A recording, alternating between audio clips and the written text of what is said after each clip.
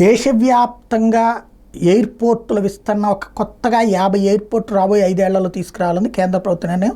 మన తెలుగువాడైనటువంటి రామ్మోహన్ నాయుడు గారు పౌర విమానయాన శాఖ మంత్రి ఉన్నారు. అందులో సిన్సియర్గా చేసుకొస్తున్నారు. అది ఒక ఎత్తు అయితే ఇప్పుడు కీలకమైనటువంటిది ఏంటంటే హైదరాబాద్ ఎయిర్పోర్ట్ ఆల్రెడీ బాగా వెల్ ఎస్టాబ్లిష్డ్ ఎయిర్పోర్ట్. దాంట్లో కొత్తగా సెకండ్ టెర్మినల్కి ఇప్పుడు రంగం సిద్ధమైంది. అట్లాగే ఇంకొక రన్వే కూడా ప్లాన్ చేస్తున్నారు. ప్యాసింజర్ ట్రాఫిక్ పెరిగిపోతున్నటువంటి సందర్భంలో ఈ ఏర్పాట్ల మీద దృష్టి పెట్టారు. ఎందుకంటే ఈ మహానగరాలకు సంబంధించి హైదరాబాద్ కానీ ఇప్పుడు రకంగా చెప్పాలంటే లాస్ట్ ట్రిప్ ఫ్లైట్ ఎయిర్పోర్ట్లో చూసినప్పుడు ఈ బస్ స్టాండ్లో కాస్త కంఫర్టబుల్గా కూర్చోవచ్చు, రైల్వే స్టేషన్లో కంఫర్టబుల్గా కూర్చోవచ్చు, ఎయిర్పోర్ట్లో మాత్రం కూర్చోవడానికి వీల్లేనంతగా నిండిపోతుంది. అంటే అదొక ఎయిర్ బస్సా ఎర్ర బస్సా అన్నటువంటి తరహాలో తయారైపోయింది. అలాంటి సందర్భంలో ప్రత్యేక ఏర్పాట్లు చేస్తున్నారు.